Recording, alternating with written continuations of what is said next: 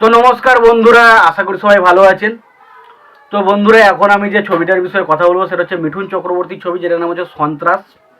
এবং এটা স্পেশালি আমি যখন মনে হয় 1 বা 2-তে পড়ি সেই সময়ের ছবি।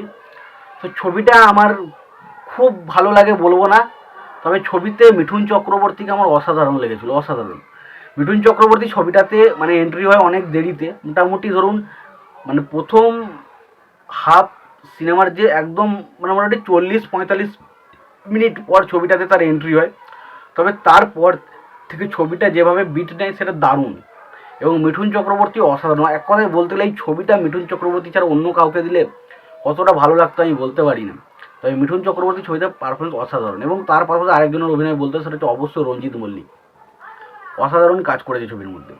তো সেই বিষয় নিয়ে কথা বলবো। তো তার আগে প্রত্যেকটা বন্ধুকে অনুরোধ করবো, চ্যানেলটা নতুন হয়ে থাকলে অবশ্যই আপনারা চ্যানেলটা সাবস্ক্রাইব করে নেবেন, আর যদি ভিডিওটি পছন্দ হয় অবশ্যই লাইক কমেন্ট শেয়ার করতে ভুলবেন না। তো এখন যে ছবিটার বিষয়ে আমি কথা বলবো সেটা হচ্ছে সন্ত্রাস। এটা মোটামুটি 2003-4-এর ছবি এরম বলা যায়। 3-4 সাল, আমার ঠিক মনে নেই, মনে হয় 3-4 সালে এরকম ছবিটা বেরিয়েছিল। তো ছবিটা ডেফিনেটলি আমার খুব ভালো লাগে। তার পেছনে প্রধান কারণ হচ্ছে মিঠুন চক্রবর্তী। মিঠুন চক্রবর্তী এই ছবিতে যেই সময় থেকে আসে, ছবিটা একটা অন্য মাত্রা পেয়ে যায়, একটা অন্য মাত্রা সৃষ্টি হয় ছবির মধ্যে। তো ছবিতে মিঠুন চক্রবর্তীর ডায়লগ বলুন, তার অ্যাটিটিউড বলুন, তার মানে মিঠুন চক্রবর্তী মানে ডায়লগেতে সেরা। তার ধারে কাছে কেউ নেই, এটা নিয়ে কোনো রকম কোনো সন্দেহ নেই। যারা এই বিষয়ে সন্দেহ করে তাদেরকে আমি আর কিছু বলতে চাই না। বাট মিঠুন চক্রবর্তী ডায়লগ হবে, আর মিঠুন চক্রবর্তী সেখানে ডায়লগ মারবে না ছবির মধ্যে, সেটা হয় না। এবং মিঠুন চক্রবর্তীর ডায়লগগুলো শুনতে একটা আলাদাই মজা আসে সত্যি কথা বলতে। তো এই ছবির মধ্যেও কিন্তু সেই কিছু ডায়লগ কিন্তু অবশ্যই রয়েছে যেগুলো খুব ভালো লাগবে। এবং পাশাপাশি মিঠুন চক্রবর্তীর গেট আপ বলুন, স্টাইল বলুন এবং অ্যাকশন ডিজাইনগুলো খুব ভালো, খুব ভালোভাবে কিন্তু ছবির মধ্যে অ্যাকশন সিনগুলোকে প্লে করা হয়েছে। তো দেখতে খুব ভালো লাগে। এবং পাশাপাশি এখানে ধরুন রঞ্জিত মল্লিকের যে ক্যারেক্টারটা সেটা বেশ ভালো। রঞ্জিত মল্লিক এখানে একটা মাস্টার মশাইয়ের ক্যারেক্টার প্লে করছে, বাট তার ক্যারেক্টারটা প্রচণ্ড মানে দুঃখিত, মানে প্রচণ্ড কষ্টযুক্ত একটা ক্যারেক্টার। মানে তার উপর প্রচণ্ড অত্যাচার চলছে। তাদের গ্রামের যে কিছু মাহিয়া রয়েছে যারা সবসময় গ্রামের ওপর তাদের মানে আধিপত্য দেখাতে চায়, তো সেই সমস্ত কিছু মানুষজন রয়েছে, তারা সব সময় এসে রঞ্জিত মল্লিকের ক্যারেক্টারের ওপর আক্রমণ করছে এবং তাকে কত রকম পাচ্ছে, ছোট করছে।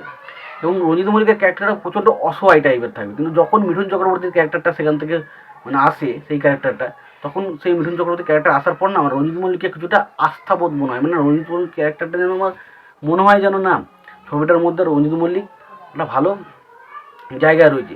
তবে রঞ্জিত মল্লিক এই যে ক্যারেক্টারটা দুটো ব্যালেন্স করে সেটা খুব ভালোভাবে প্লে করেছে। কারণ রঞ্জিত মল্লিক অতটা সিরিয়াস ক্যারেক্টার খুব একটা আমরা করতে দেখি না তাকে। সাধারণত আমরা যেটা দেখি সে একটা হিরোর পাশে একটা সাইড ক্যারেক্টার করে, বাট সেটা কিন্তু সে একটা তার নিজের হাতে ক্যারেক্টারটা নিয়ে থাকে। কিন্তু এখানে কিন্তু পুরোপুরি তার পারফরমেন্সের উপর ক্যারেক্টারটা দাঁড়িয়েছিল, কিন্তু বেশ ভালো মানে এটা করেছে।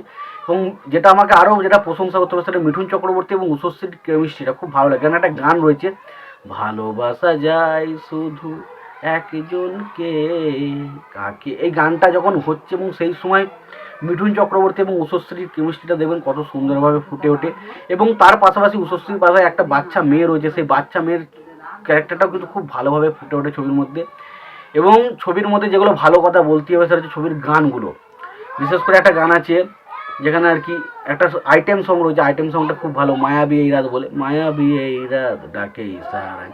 তো সেই গানটা খুব ভালো। এবং তার পাশাপাশি আরও কয়েকটা গান রয়েছে, তার মধ্যে আমার যেটা সবচেয়ে পছন্দ লেগেছে সেটা হচ্ছে তার মা যখন তাকে এইখানে পাঠাচ্ছে, মানে রবীন্দ্র মল্লিকদের এখানে পাঠাচ্ছে, তখন সে একটা কপালে তিলক কেটে দেয় এবং সেই মুহূর্তে একটা গান শুরু হয়। সেই গানটা এত সুন্দর লাগে, জাস্ট মন ছুঁয়ে যাওয়ার মতো গান, সত্যি কথা মন ছুঁয়ে যাওয়ার মতো খুব ভালো গান। এবং তারপরে চুলবুলি বুলবুলি বলে একটা গান রয়েছে যেটা আর কি ভিলেনগুলো নাচতে চলবে।